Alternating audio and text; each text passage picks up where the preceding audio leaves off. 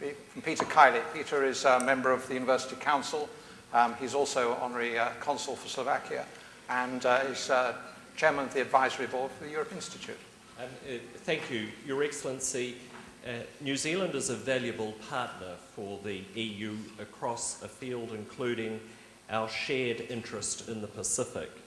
For example, the scientific agreement between New Zealand and the European Union has proven very successful and mutually beneficial.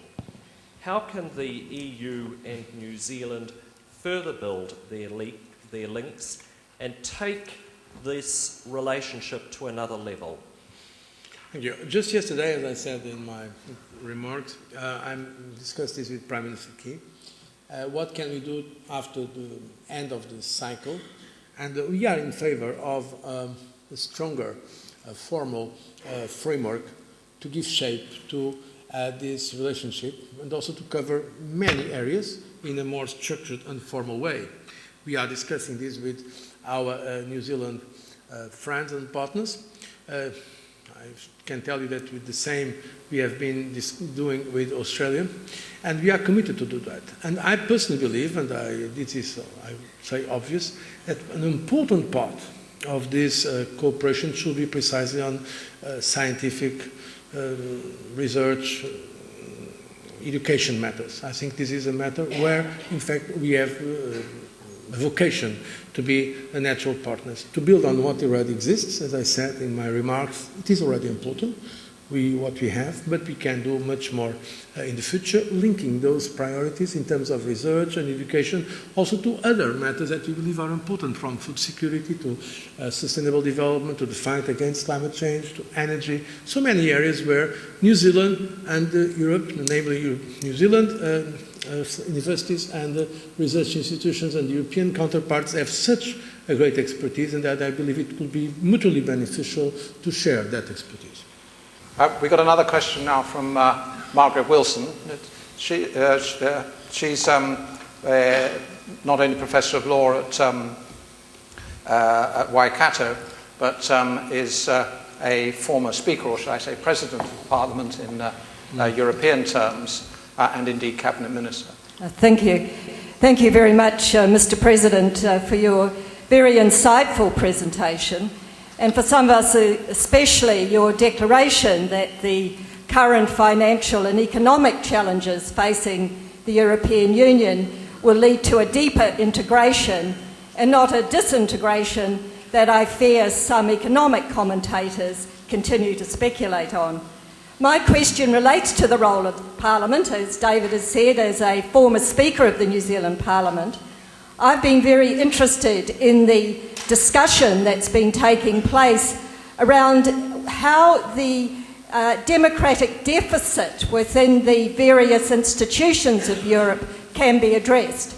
We, of course, are very appreciative of the democratic tradition that we have inherited from not only the United Kingdom, but of course relates to your reflections, please, on the role of the European Parliament in the future, how it intends to address this question, and in particular, specifically, to address whether the Commission should be accountable to the Parliament, because it seems to me this is an issue not only in the European Union, but the eternal question of the relationship between parliaments and their executives. Thank you. Thank you very much. This is indeed a matter for a whole conference. And since now I'm doctor, honoris causa, of this university, what I can promise is if you invite me after the end of my mandate to give a conference or a course on these matters, I'll be most delighted. But because it's indeed a very complex issue, a passionate, very interesting matter that I've been also following academically before I was in this position, and now a practical course every day and sometimes every night when you decide for long hours some of these issues. So that's a good message for those here who are studying European studies. I can tell you that the complexity of the European Union will always give you matters for study and research. Now, very briefly, what I can tell you now today, with the current treaty, known as the Treaty of Lisbon, the European Parliament got much more competences and power. As you know, the European Parliament is directly elected by our citizens. It's an election taking place almost all at the same day, so it depends. It's 1 week all over Europe, the 27 countries. So it's the most important case ever of transnational democracy.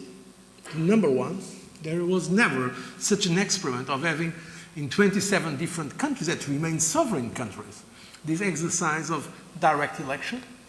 And in fact, the Commission is accountable to the European Parliament.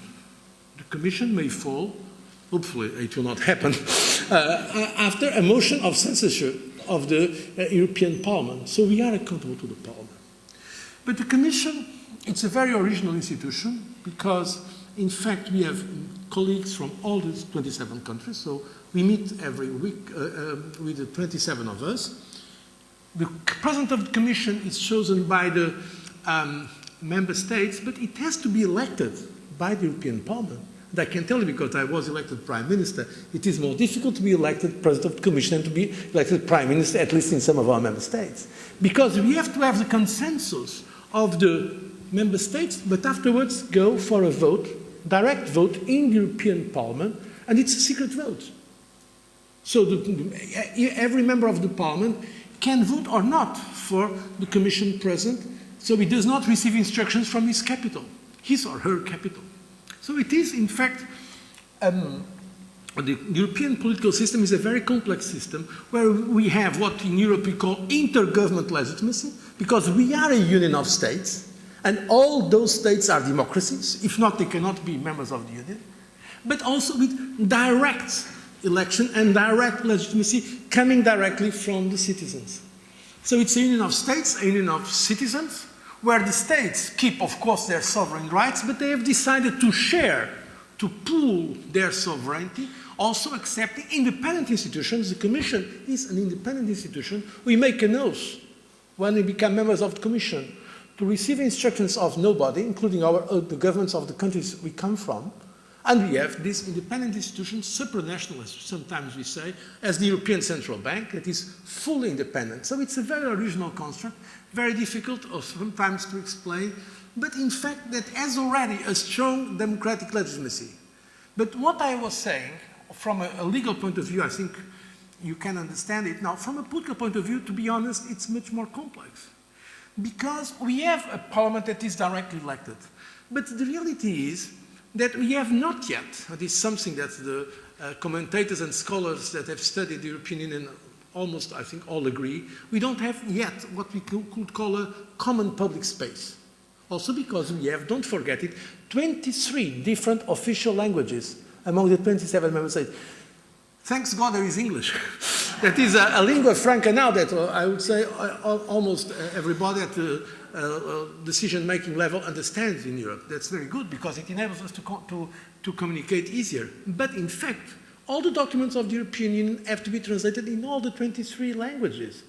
And as you know, many of those legislation is immediately applicable in our own legal system. So the problem is that to have this legitimacy that we are, direct legitimacy and democratic legitimacy that you were mentioning, the reality is that we cannot only do it with the European Parliament, we have to do it at national level. So that the ownership of the member states as well, the parliaments, the national parliaments to do this, and based also on the principle of subsidiarity. And this is what we are doing now. So we are learning. The process of the European Union is a constant process of learning.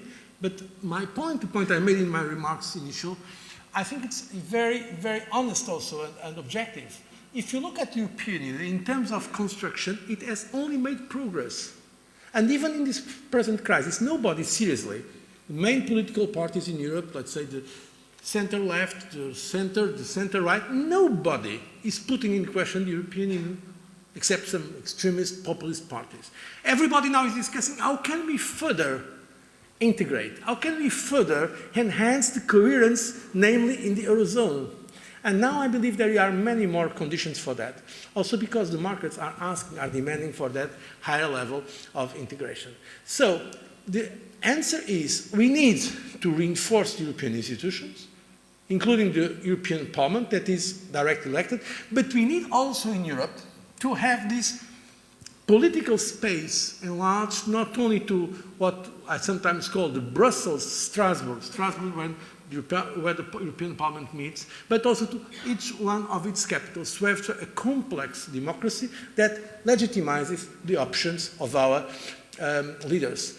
The biggest difference today in Europe compared with 20 years ago, I can tell you because then I was foreign minister, I was member of the European Council in the beginning of the 90s. And the decisions there were taken by the leaders, and there was almost no question about it. Today, after the referendum, the leaders have to get the support not only of the parliaments, but sometimes of the public opinion directly.